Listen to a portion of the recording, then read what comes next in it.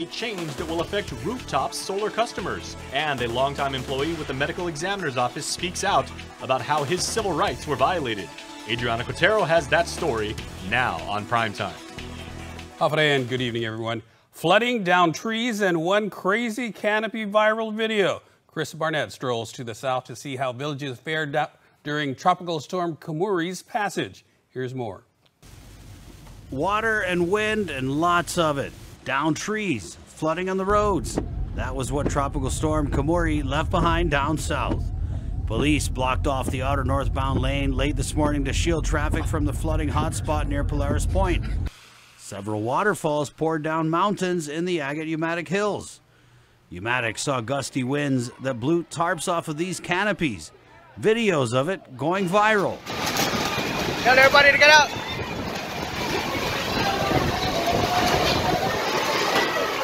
Everybody get in! Umatic Mayor Johnny Kanata said the gathering was for a 9 nights finakpo. It only took one sweep. You know, the rain when it goes with the wind at the same time? That's what happened. Just only the canopies, tables, and chairs flying. So are you glad no one was hurt? That's the first thing. My concern is to make sure that the constituents and the people that are from the other villages are safe. The mayor taking offense at the suggestion the canopies weren't secured properly. As you can see, it's all secured down. Every leg is secured down. Whoever's saying that, you know, there's a lot of negative people out there. And I'm not going to go against that. That's their way of, you know, talking to us, trying to make us look bad. You know, I like them to come out and do the job we're doing. If you can do what we're doing, because we work hard down here. Mayor Kanata said his office cleared debris this morning, including a downed tree blocking the main road. Meanwhile, down the street, Daryl Breton chopped up a papaya tree that fell and blocked the road. He says he wasn't expecting Kamuri to pack this much of a punch. Raining, hard, windy. Were you guys ready for this storm?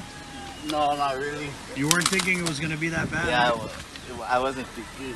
Preliminary data from the National Weather Service shows Tropical Storm Kamuri's closest point of approach to Guam was between 11:30 last night and 3 this morning. It passed 130 miles south of the island. Highest winds at the airport clocked at 51 miles per hour, while Anderson Air Force Base saw its highest wind at 66 miles an hour. Between 10 a.m. yesterday and 10 this morning, 5.26 inches of rain drenched the island. The NWS says rain totals will be higher, since it hasn't really stopped raining since yesterday. Moleso, a frequent flood zone, was spared somewhat, although KUAM did receive a couple of viewer-submitted Moleso flooding videos. Mayor Ernest Chargaloff says the Department of Public Works came to the rescue to help clear debris in the village early this morning. Public Works was here. They're my cavalry. So they were able to go ahead and get rid of the debris that caused the floodings. So we were able to avert that. Assessments were being conducted late this afternoon after Gov Guam got the all clear to head back to work after lunch. And while the south did see flooding and debris, a little further north in Jotnya, resident Joe Borja says his family spent some of Kamuri in the dark. We just had some power outages on and off, and concerned about our appliances, but they're working now and power's on. For Guam's News Network, Chris Barnett reports. Defendant Rusty Rusao, accused of slashing a man with a machete, was appointed a new attorney with the alternate public defender's office. He has pleaded not guilty and asserted his right to a speedy trial. His previously appointed attorney with the Public Defender Service Corporation, David Highsmith, had to withdraw due to a conflict, as that office currently represents the alleged victim in the case. Rusao faces charges of aggravated assault as a second-degree felony with a special allegation for possession or use of a deadly weapon. Earlier this month, he and his cousin Stanley Sulik were reportedly drunk at an apartment in Tamuning, and while playing with a machete, Rusao slashed Sulik in the left leg. Sulik later died from the injury. Rusao's next court appearance is scheduled for December 5th before Judge Arthur Barcinas. More from Superior Court. Also arraigned today was defendant Jason Susuiko. He faces charges of first-degree criminal sexual conduct as a first-degree felony and 2 counts of second-degree criminal sexual conduct as a first-degree felony. Represented by attorney Randy D. Cunliffe, the defendant pleaded not guilty and requested trial to be set pursuant to statute. According to court documents, it was between March 1st to March 31st of this year that the defendant sexually assaulted a minor, further committing the same offense between August 1st and August 31st. Suswiko's next court hearing is set for December 5th. He called police to report a crime, but later ended up being the one arrested. Court documents state 38-year-old Son Sanchez called in saying he was the victim of a home invasion where he was also pepper sprayed on November 25th. Sanchez, however, became upset when an officer began to ask him about the assailants. He allegedly rushed the officer and punched him in the face. He also struggled with and attempted to hit other officers as they tried to arrest him.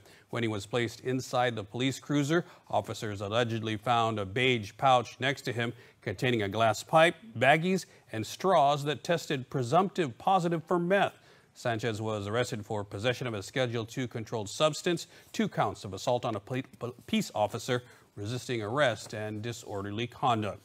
And still more from Superior Court. Defense counsel Charles McDonald has sent a request for more discovery in defendant Leighton Borja's case. Attorney McDonald said they are waiting for a preliminary report, and Judge Anita Socola requested the Attorney General's office to provide all discovery. Borja was arrested and charged with possession of a Schedule II controlled substance as a third-degree felony and possession of a Schedule II controlled substance with intent to deliver as a first-degree felony. He was ordered to report to probation 5 times weekly. Since there have been no violations, McDonald asked the court to reduce the release conditions. Judge Socola did not entertain the request and stated, quote, "You are the lawyer, you can file motions." She scheduled further proceedings for December 10th. The felony escape cases for halfway house inmates Johnny Atalig and Johnny Del Rosario have been severed. The defendants appeared in court Tuesday before Judge Maria Senzon. The court granted Atalig's motion to sever after there was no opposition from the government or his co-defendant. The 2 escapees were free for about 12 hours before self-surrendering to the authorities and were charged with felony escape. Now facing separate trials, Del Rosario waived his rights and his trial was set for August 19th. Atalig's trial was scheduled for September 16th. Power bills will go down by about 15% early next year if a GPA proposal is approved by the Public Utilities Commission.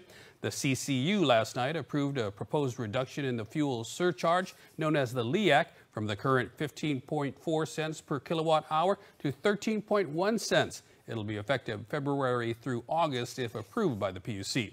Meanwhile, GPA is also asking to include a 0.002 cent charge to continue to fund demand-side management. That's a program that offers rebates for approved energy-saving appliances such as air conditioners and washers and dryers. GPA General Manager John Beneventi. Consider putting that to the LEAC, increasing the annual amount to about $3 million. So we can open up the rebate program to some others that are not in the program now because of lack of funding, which is apartment units, condominium units, commercial entities that want to, help get efficient. It's a way of us providing some rebate amount to assist them in making that decision to become more energy efficient. GPA has paid out about $4 million so far in rebates for energy-efficient appliances. It says it would be a worthwhile investment to continue the program as the fuel savings are multiplied over the life of the appliances. Meanwhile, GPA is also proposing a major change for rooftop solar customers. Beginning next year, they will be required to have battery storage with their system in order to participate in the net metering program. GPA General Manager John Beneventi says there are now about 2,000 rooftop solar customers generating about 22 megawatts of power. But it's power that's often intermittent. It drops, for example, when there's cloud cover. He says this year alone, that's resulted in 27 5-minute outages. Not good, he says, for the grid. If we continue to add more net metering customer without batteries, then we're going to start degrade again. And the people that are paying for these batteries are really those that are non-solar. It's a technical issue that to address the reliability of the system, we have the experience before us now, is that all net metering customers moving forward will have to have a battery to alleviate or mitigate this interfrequency. He views it as a necessary technical requirement to have battery storage, which they've already required of utility-scale solar photovoltaic systems. Current NEM customers will be grandfathered in, so there's no immediate need for them to buy battery storage. Beneventi says they're also trying to address excess energy production by rooftop solar customers. For example, he says, if they produce more than 10,000, say 15,000 kilowatt hours, we have to buy that 5,000. But that 5,000 kilowatt hours would only cost us about 15 cents to produce. But yet we're going to be buying it from them for the full 25 cents. Bottom line, they don't want non-solar customers to pay more than the growing number of rooftop solar customers who enjoy the use of the grid as their backup without paying the costs. You know, we're not anti-solar PV or anything like that. We're just trying to have parity within the system. Everyone should pay their fair share of the grid because it is a good grid. Beneventi had initially recommended a January 1st implementation, but the CCU has decided it should hear from stakeholders and public meetings will be announced soon. And we'll be back with more news right after this break. Get up-to-the-minute news, plus access to alerts, streaming radio, promotions, and more on your mobile device by downloading the KUAM News mobile app, available at the App Store now. We value relationships because when we commit, I love you guys until you're 80, until you're 90, until you're 100, forever. We are in it for the long run, so you can enjoy the moments that matter. Because when we commit to relationships, we never stop caring. Calvo's Select Care, health care that is always there for you. Federal employees and annuitants enroll today. We wouldn't have gotten 4 without you. Because we do everything for you. For all the conversations. For all the likes and shares. For all the fun and laughter. For always choosing us to provide you with the connections that you value the most. Thank you for making Docomo Pacific your most loved network 4 years in a row. Viva!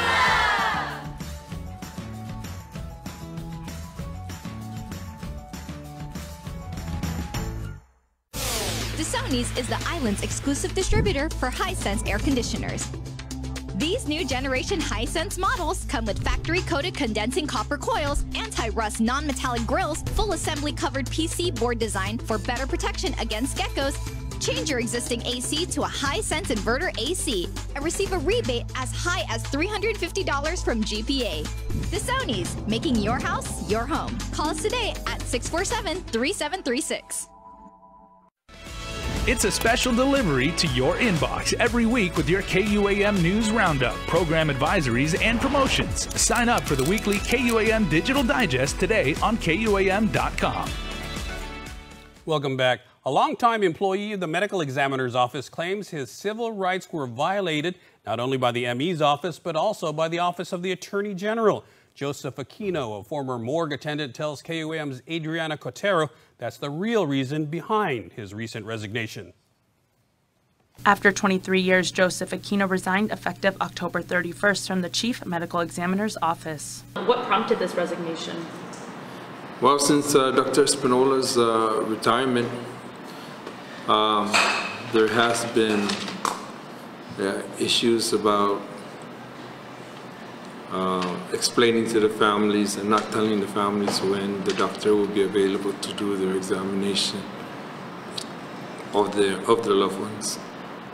Dr. Aurelio Espinola retired back in February. Since this retirement, the position has yet to be fulfilled, and also since the office has not been running properly. Aquino explains the instance that drove him overboard. The most recent one that upset me the most was that I was told that I had no authorization to call the Attorney General's office at any time.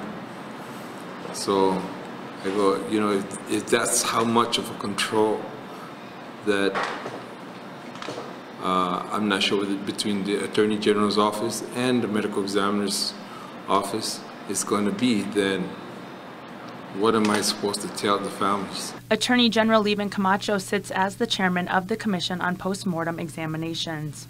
Aquino says if a family wants to file a complaint, then they should be allowed to do so and not be denied from having their questions answered. What were you trying to call the AG's office for? Well, some gentleman wanted to make a complaint against me because I won't allow them, or I told them it's not me that's not allowing you, there is a law that must be followed, and that law says that you're not the legal next of kin. After being told he was not authorized to contact the AG's office and that he needed Chief Medical Examiner Office Administrative Assistant Johanna Bamba's permission, Aquino resigned. According to Aquino, a head position for the office was never appointed following Dr. Espinola leaving, and he says that is another question the Commission needs to answer. And since he is elected, his office should answer any questions a concerned citizen should have, because it was the people of this territory that voted him into that office. And you voiced these concerns to the Attorney General? I have. I've spoken to them. I told them my purpose of resigning. Bamba is now the sole employee of the ME office. Saipan's chief medical examiner, Dr. Philip Dodderman, visits every other week. And as the morgue attendant, Aquino said on average there would be 15 to 30 cases awaiting a forensic pathologist autopsy. Sometimes the facility is overwhelmed because we can't do anything. We can't send the remains out to the services without examination. Once Aquino's resignation was announced, KUAM reached out to the Office of the Attorney General, Levin Camacho, for an interview, and they declined. However, did inform that there is a memorandum of understanding between Guam Memorial Hospital and the Medical Examiner's Office for a morgue attendant to fill the position, and that it's not expected there will be any delays in autopsies. Reporting for Guam's News Network, I'm Adriana Cotero. Public Health's main facility in Mangilaw has been closed until further notice. This follows an electrical fire at the facility just after 11 p.m. last night. Security reported seeing smoke coming from an opening in the building. According to GFD spokesman Kevin Riley, units arrived and made entry while GPA crews shut down the power to the facility. Although smoke was apparent throughout the building, a search of the interior premises revealed no evidence of fire.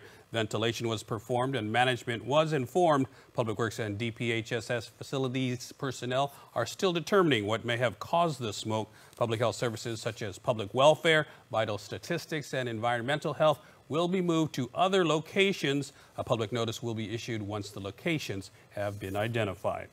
It appears exhaust fumes may have sent one Port Authority of Guam worker to the Guam Memorial Hospital early Monday morning. Port GM Rory Respicio confirmed 5 seaport workers were assessed just after 1 o'clock that morning. One of the workers said he was feeling dizzy and nauseated. The worker was transported to GMH at 4:20 in the morning. He has since been released from the hospital. Respicio said the worker was diagnosed with exposure to exhaust fumes and was sent to FHP for further evaluation and treatment. The other workers were screened and were cleared, according to Respicio. The comments from the employees on the waterfront is that there was visible strong exhaust coming from GPA smokestacks. Respicio told KUAM this has happened before in past years. Police remind the public to stay sober on the streets this Thanksgiving holiday. They'll be out in full force today with DWI sobriety checkpoints running through 6 island routes. They start at 6 p.m. through 6 a.m. the following morning. Expect delays and proceed with caution while entering the checkpoints. You should also have a designated driver if you decide to celebrate with alcohol or recreational marijuana. Check out KUAM's webpage for all the checkpoint locations. Fresh Christmas trees and wreaths are being treated for pests that might have hitchhiked their way over. The Customs and Quarantine Agency's Biosecurity Task Force has been monitoring and certifying the treatment of Christmas trees upon their arrival to Guam. Each container is filled with the gas methyl bromide and sealed for a period of time and then inspected. Since last week, 6 containers and over 2,500 Christmas trees, wreaths, and garlands were treated, with more on the way. Sports is next. Keep it right here.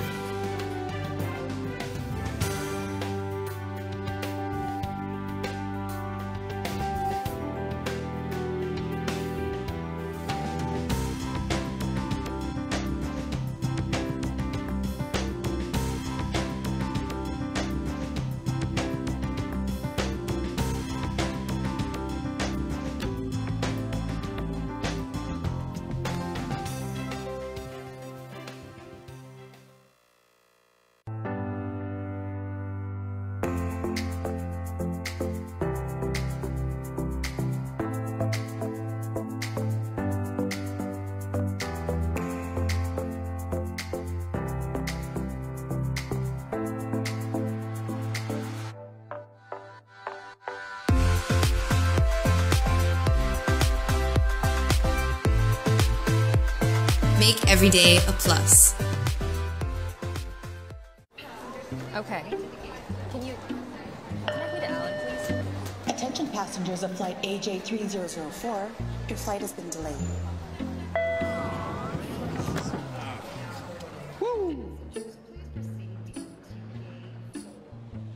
It's the flavor that makes you go, woo. McDonald's new spicy barbecue glazed tenders and chicken sandwich. Made with tender, juicy, all-white meat chicken. Available in 4, 6, or 10-piece chicken tenders. Try the spicy barbecue crispy chicken sandwich too.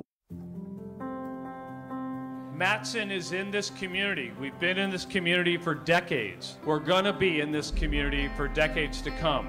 Things will get busy, things will get quiet, but we're gonna be here. We're your hometown carrier. And that matters to us. Reliability is the core of our business. We take pride in ensuring that we arrive in Guam on time as scheduled. It's our local employees who understand the market, who understand the business, and provide that hard work for you each and every day. When we hold ourselves to high standards, our customers also hold us to high standards. We establish good business relationships that turn into friendships. That's why it's so important to be here and be trusted by your customers. We want you to trust Matson like your friend, like your family. KUAM Sports is presented by Triple J.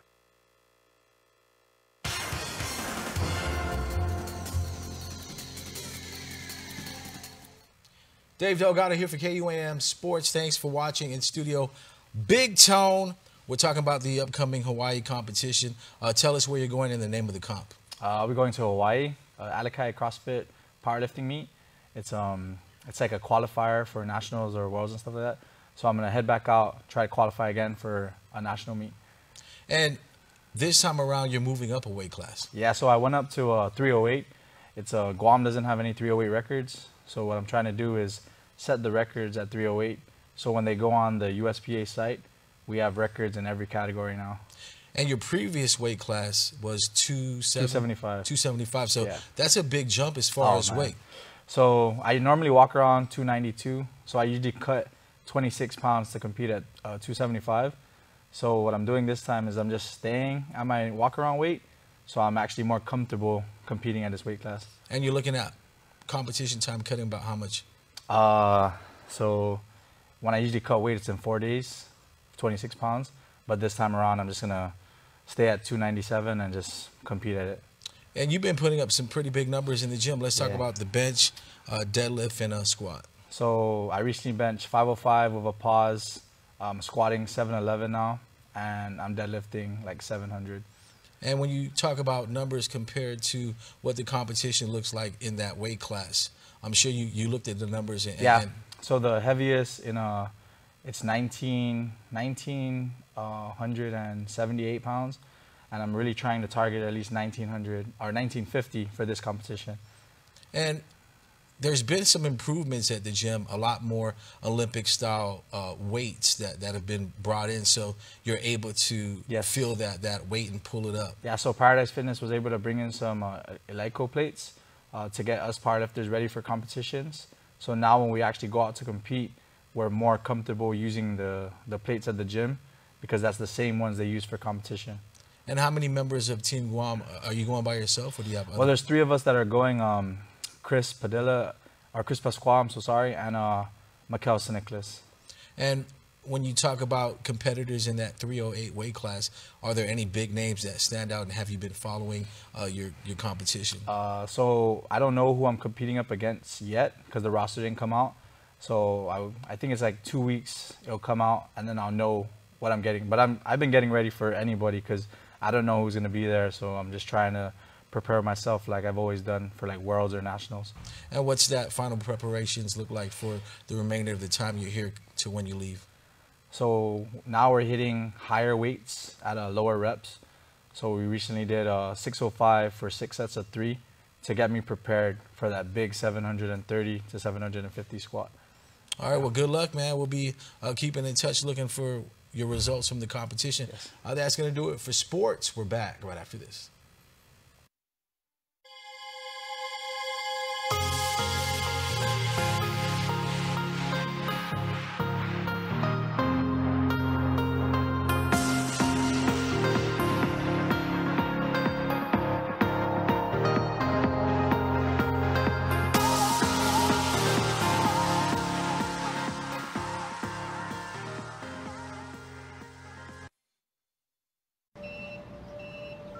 Mark is the best husband and father you could ask for.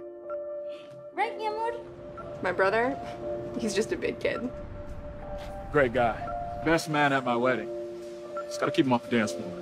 Uncle Mark's the best. He taught me how to seal a bass. He stopped by yesterday just to chat. Honestly, this place would fall apart without him.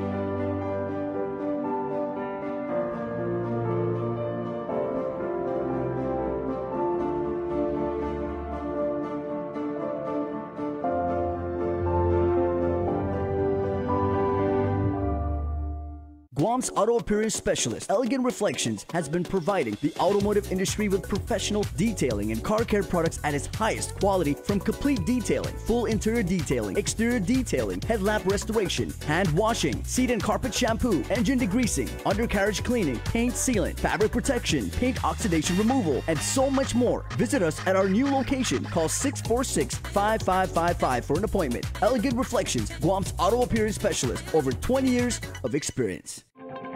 Why would anyone run a race? Is it about finishing a 5K in under 20 minutes? Beating your personal best? Or running over 26 miles for a marathon? It's more than a race of time, speed, or distance. It's about being in a destination unlike any other. It's about pushing yourself and being yourself in a community of over 4,000 runners, with people to cheer you on.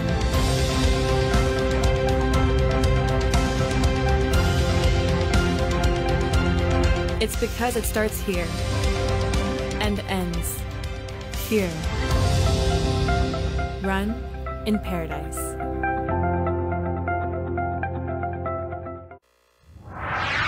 And before we close out the news tonight, our latest round of birthday shout-outs from the Cold Stone Creamery Birthday Club. Wednesday birthdays, so we say happy birthday to John McMurray, who is blowing out the candles the day before Thanksgiving. Happy birthday to you, John. Sky Avery Roland Blas, happy birthday number 6 from Papa, Maya, and your entire family. Also, a big birthday shout out to Francisco A. Lujan from your kids and grandchildren, Andrew, Atisa, Josh, Amista, Gavin, Kaylee, Kobe, and your great-grandchildren, Andrew Jr. and Camilla. It is also a happy birthday going out to Johnny Chris Napati. Happy birthday to you. And one of our own here celebrates a birthday the day before Thanksgiving, Marcus Evaristo. He's an editor, an all-around nice guy, and super, super funny. Marcus, keep rocking the mustache, man. Happy birthday. And happy belated birthday wishes going out to Dacia Marisa Nicholas. Happy birthday number 17 to you. May your day be blessed with lots of love and happiness. This comes from Kaya and the entire family. And born on November 26th, happy birthday number 2 to Alexis Arceo. This comes out from 2 very proud parents. Happy birthday from Mommy and Dad. And as always, you can be a part of the Cold Stone Creamery Birthday Club by registering online on KUAM.com. And please make sure to include with your photo, your name, and your birthday. And that'll do it for us here on the news desk, but stay tuned. Jace is up next with Extra.